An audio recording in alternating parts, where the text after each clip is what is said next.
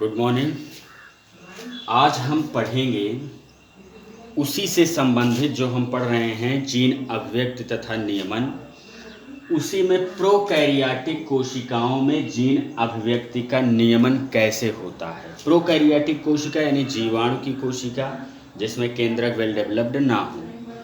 Prokaryotic कोशिकाओं में कैसे जीन अभिव्यक्ति होता है। हमने बताया जीन अभिव्यक्ति से क्या मतलब है कि जो डीएनए में निहित जीन है उस जीन द्वारा कब स्ट्रक्चरल प्रोटीन का और कब फंक्शनल प्रोटीन का निर्माण होता है। वो क्रिया कोई भी फंक्शन करने वाली प्रोटीन का कब निर्माण होता है या जो निर्माण होता है उसी को जीन अभिव्यक्ति कहते हैं। तो प्रोकैरियोटिक कोशिकाओं में जीन कब सक्रिय होते हैं और जीन कब निष्क्रिय होते हैं, यही आपको समझना है। ये हमारा डीएनए का खंड है और हमने कल बताया था कि जो जीन होते हैं वो 4 प्रकार के होते हैं। पहला रेगुलेटर जीन, दूसरा प्रोमोटर जीन और तीसरा ऑपरेटर जीन। यानी रेगुलेटर जीन, प्रोमोटर जीन और ऑपरेटर जीन, और इसके बाद लास्ट है स्ट्रक्चरल जीन।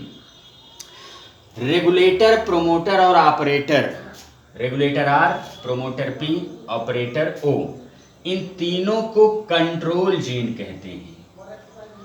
कंट्रोल जीन, और ये क्रमबद्ध तरीके से स्थित होते हैं। रेगुलेटर डीएनए के किनारे पर, उसके बाद प्रोमोटर, उसके बाद ऑपरेटर और उसके बाद स्ट्रक्चरल जीन यहां पर उपस्थित है। तीनों को, रेगुलेटर, प्रोमोटर और ऑपरेटर को लैकोपेरान कहा जाता है क्योंकि ये लैक्टोज के उपापचय क्रिया में भाग लेते हैं। अब प्रश्न यह उठता है लैक्टोज का उपापचय का क्या मतलब हुआ। लैक्टोज के उपापचय का मतलब हुआ अगर ये जीवाणु की कोशिका है, अगर जीवाणु को लैक्टोज माध्यम में नहीं रखा गया है बल्कि किस माध्यम में रखा गया है, ग्लूकोज माध्यम में रखा गया है, तब इस जीवाणु में उपस्थित डीएनए में जो जीन होंगे वो सक्रिय नहीं होंगे, वो निष्क्रिय ही रहेंगे। लेकिन जब इस जीवाणु को हम लैक्टोज माध्यम में रख देते हैं तो इसको भोजन लैक्टोज के रूप में ग्रहण करना पड़ेगा। अब तक भोजन ग्लूकोज के रूप में ग्रहण करता था, अब तक भोजन ये किस रूप में ग्रहण करेगा, लैक्टोज के रूप में ग्रहण करेगा। लेकिन लैक्टोज अंदर नहीं आ पाता उतनी तेजी से जितनी तेजी से इसको ज़रूरत होती है। एक आध दो लैक्टोज पहले से ही अंदर उपस्थित होते हैं या बहुत ही कम मात्रा में लैक्टोज अंदर आ पाते हैं। तो इसके लिए जो जीवाणु की डीएनए में जो जीन उपस्थित है वो क्या काम करता है, वो 3 एंजाइम का निर्माण करता है, 3 एंजाइम का संश्लेषण करता है। उन्होंने बताया था सभी एंजाइम प्रोटीन से मिलकर बने होते हैं और जो प्रोटीन बनता है वो एमआरएनए से बनता है, इसको लैक एमआरएनए कहते हैं। और एमआरएनए किससे बनता है, डीएनए से बनता है। तो उस डीएनए द्वारा कैसे कंट्रोल किया जाता है, कैसे नियमन किया जाता है इस एंजाइम के या प्रोटीन के बनने का। जब बीटा गैलेक्टोसाइडेज एंजाइम बनेगा तो ये लैक्टोज का विखंडन कर देता है किसमें, ग्लूकोज में और प्लस गैलेक्टोज में। ग्लूकोज में और गैलेक्टोज में विखंडन कौन करता है, बीटा गैलेक्टोसाइडेज एंजाइम बनेगा। परमिएबिलिटी बढ़ाता है कि इसमें कोशिका सेल मेम्ब्रेन की परमिएबिलिटी को बढ़ा देता है ताकि लैक्टोज तेजी से अंदर आए और कोशिका जो जीवाणु है वो अपना श्वसन क्रिया करे या ऑक्सीकरण क्रिया करे। ट्रांस एसिटिलेज एसिटिल ग्रुप का ट्रांसफर करता है जो कि आवश्यक है इसी लैक्टोज के अपचय क्रिया में या लैक्टोज के कैटाबोलिज्म में या विखंडन में जो आवश्यक होता है। अब हमारी प्रक्रिया क्या है, सबसे पहले 2 पार्ट में एक चीज और, लैकोपेरान, जैकब और मोनाड ने ओपेरान कॉन्सेप्ट दिया। पूछा जाता है ओपेरान कॉन्सेप्ट क्या है, ओपेरान कॉन्सेप्ट या संकल्पना क्या है। तो आप बताएंगे ओपेरान की परिभाषा क्या देंगे कि ओपेरान संरचनात्मक जीन के साथ साथ या संरचनात्मक जीन के पास में ही उपस्थित कंट्रोल जीन, हमने बताया कंट्रोल जीन रेगुलेटर, प्रोमोटर और ऑपरेटर, तो संरचनात्मक जीन तथा उससे संबंधित कंट्रोल जीन का एक समूह होता है ओपेरान। संरचनात्मक gene, operator gene, promoter gene, regulator gene का एक क्या होता है, समूह होता है। कौन होता है समूह? ओपेरान। ओपेरान एक समूह है। किसका समूह है? स्ट्रक्चरल, ऑपरेटर, प्रोमोटर और रेगुलेटर जीन का एक समूह होता है जो आवश्यक एंजाइम का उत्पादन करता है, जो आवश्यक एंजाइम का उत्पादन करके कोशिका में उपापचयी क्रिया का नियंत्रण करता है, आनुवंशिक रूप से नियंत्रण करता है। आनुवंशिक रूप से इसके अंदर भरी होती है डीएनए में ये सूचना कि हम इस प्रकार के एंजाइम बनाएंगे और इसका नियंत्रण करेंगे। यही है ओपेरान की परिभाषा। तो ओपेरान बराबर आप शार्ट में लिख सकते हैं regulator gene plus promoter gene plus operator gene plus structural gene बराबर ओपेरान। लेकिन जब 3 जीन होंगे, रेगुलेटर, प्रोमोटर और ऑपरेटर, तो इसको लैक ओपेरान कहा जाता है। LAC, लैक माने लैक्टोज, लैक्टोज है तो इसी का आगे वाला भाग लैक ले लिया गया है, इसलिए इसको कह देते हैं लैक ओपेरान। अब ओपेरान संकल्पना के अनुसार कैसे मैकेनिज्म होता है ये आपको समझना है। सबसे पहले लैक्टोज की अनुपस्थिति में, यानी जब माध्यम में लैक्टोज नहीं होगा, क्या होगा? ग्लूकोज होगा। तब इन एंजाइमों की आवश्यकता नहीं होगी। काम क्या होगा? रेगुलेटर जीन एक एमआरएनए बनाएगा जिसको रिप्रेसर एमआरएनए कहते हैं। रिप्रेसर माने दमनक, जो क्रिया को दबा देता है। रिप्रेसर एमआरएनए से क्या बनेगा? प्रोटीन। आपको पहले भी प्रक्रिया बताई गई है, डीएनए से एमआरएनए का बनना ट्रांसक्रिप्शन, एमआरएनए से प्रोटीन का बनना ट्रांसलेशन। तो यहाँ पर जो ट्रांसलेशन होता है वो रिप्रेसर प्रोटीन बनाता है। ये मान लीजिए रिप्रेसर क्या है? प्रोटीन है। ये रिप्रेसर प्रोटीन जाकर के किससे बाइंड हो जाता है? ऑपरेटर जीन से बाइंड हो जाता है।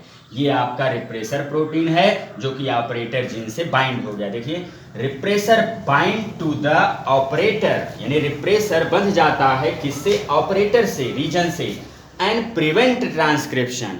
और जो ट्रांसक्रिप्शन की प्रक्रिया है इन डीएनए के द्वारा, स्ट्रक्चरल प्रोटीन के द्वारा जो एमआरएनए बनता है, इस क्रिया को क्या कर देता है? बंद कर देता है। एक चीज और, प्रोमोटर रीजन का काम क्या होता है? प्रोमोटर रीजन से आरएनए पॉलीमरेज एंजाइम जुड़ता है। ध्यान दीजिए, प्रोमोटर रीजन से आरएनए पॉलीमरेज एंजाइम जुड़ता है। रेगुलेटर रीजन या रेगुलेटर जीन से रिप्रेसर प्रोटीन का निर्माण होता है। और ऑपरेटर जीन से क्या जुड़ता है? जो रिप्रेसर प्रोटीन होती है वो ऑपरेटर जीन से जुड़ती है। प्रोटीन संश्लेषण होना है कि नहीं होना है, इसका ये ऑपरेट करती है, निर्धारित करती है। स्ट्रक्चरल जीन द्वारा नए प्रकार के एमआरएनए और एंजाइम का निर्माण होता है। तो ये प्रक्रिया किसमें होगी? लैक्टोज की अनुपस्थिति में। अब दूसरा, लैक्टोज की उपस्थिति में। जैसे ही माध्यम में लैक्टोज आता है, तुरंत अंदर में ही कुछ लैक्टोज उपस्थित होते हैं या एक आध दो लैक्टोज इसके द्वारा पहुंच जाते हैं, पूरी तरीके से पारगम्यता नहीं होती है। जो लैक्टोज ये पहुंचता है तो ये लैक्टोज ही इंड्यूसर की भांति कार्य करता है, प्रेरक की भांति कार्य करता है। कौन सी प्रेरणा देगा? अब आपको लैक्टोज आ गया है, अब आपको ये एंजाइम बनाने हैं, यानी बीटा गैलेक्टोसाइडेज, परमीएज और ट्रांस एसिटिलेज एंजाइम आपको बनाना है। इसका मतलब ये लैक्टोज इंड्यूसर की भांति कार्य करता है। लैक्टोज की उपस्थिति में जब ये रेगुलेटर जीन रिप्रेसर प्रोटीन, उस वही रिप्रेसर प्रोटीन बनाती है, तो ये रिप्रेसर प्रोटीन लैक्टोज नामक इंड्यूसर से जुड़ करके एक रिप्रेसर इंड्यूसर कॉम्प्लेक्स बना लेता है, यानी एक कॉम्प्लेक्स बनाता है। रिप्रेसर इंड्यूसर कॉम्प्लेक्स भी इसको कह सकते हैं, रिप्रेसर इंड्यूसर कॉम्प्लेक्स बना लेता है। अब जो रिप्रेसर प्रोटीन यहां पर जुड़ने वाली थी वो नहीं जुड़ पाती है। वो किससे जुड़ गई? वो इस इंड्यूसर से जुड़ गई, वो इस लैक्टोज से जुड़ गई। अब जब नहीं जुड़ पाएगी यहां पर, तो आरएनए पॉलीमरेज जो प्रोमोटर जीन से जुड़ा हुआ होता है वो तुरंत ही आगे बढ़ना प्रारंभ कर देता है। यानी अब आरएनए पॉलीमरेज आगे बढ़ेगा, और आप जानते हैं आरएनए पॉलीमरेज द्वारा ही तो एमआरएनए का निर्माण होता है। तो जब ये आगे बढ़ेगा, अब तक तो ये रुका हुआ था, कौन आगे नहीं बढ़ने दे रहा था? जब ये रिप्रेसर प्रोटीन, दमनक प्रोटीन, रिप्रेसर को इसलिए दमनक कहा गया है, रोक दे रहा है इस क्रिया को। तो जब यहां पर आगे ये बाइंड है, आरएनए पॉलीमरेज आगे जा ही नहीं पा रहा है। अब जब लैक्टोज ने यहीं पर रिप्रेसर को बाइंड कर दिया, अब आरएनए पॉलीमरेज आगे बढ़ेगा। आरएनए पॉलीमरेज आगे बढ़ेगा तो सिस, ये 3 स्ट्रक्चरल जीन के 3 खंड होते हैं, जो कि तीनों खंड द्वारा अलग अलग एंजाइम का निर्माण होता है। तो सिस जेड द्वारा बीटा गैलेक्टोसाइडेज नामक एंजाइम का निर्माण होगा। क्योंकि ये एमआरएनए जो बनते हैं ये पॉलीसिस्टानिक होता है। पॉलीसिस्टानिक का मतलब होता है एक ही एमआरएनए के खंड में अलग अलग प्रकार के एंजाइम बनाने की सूचना होती है, अलग अलग प्रकार के प्रोटीन बनाने की सूचना होती है, तो उसे पॉलीसिस्टानिक कहते हैं। और जब एक एमआरएनए में केवल एक एंजाइम या एक प्रोटीन बनाने की सूचना होती है तो ये मोनोसिस्टानिक कहलाता है।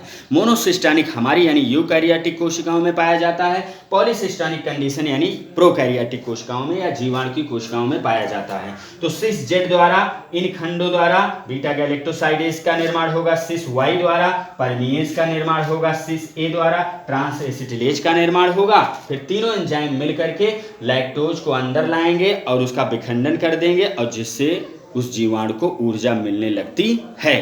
फिर जैसे ही माध्यम में क्या आ जाता है, जैसे ही माध्यम में ग्लूकोज हम रख देते हैं तुरंत ही रिप्रेसर प्रोटीन बाइंड हो जाता है, किससे? ऑपरेटर जीन से। और ऑपरेटर जीन से बाइंड होकर के इस ट्रांसक्रिप्शन की प्रक्रिया को क्या कर देता है? रोक देता है। अब नहीं आवश्यकता है, अब ग्लूकोज आ गया है, अब लैक्टोज को ये विखंडित करने के लिए इन एंजाइमों की आवश्यकता नहीं है। यही है दो स्थितियों में लैक्टोज की अनुपस्थित और लैक्टोज की उपस्थिति में ओपेरॉन मॉडल कैसे फंक्शन करता है, कैसे काम करता है। जैकब और मोनार्ड ने 1961 में इसे दिया। Thank you.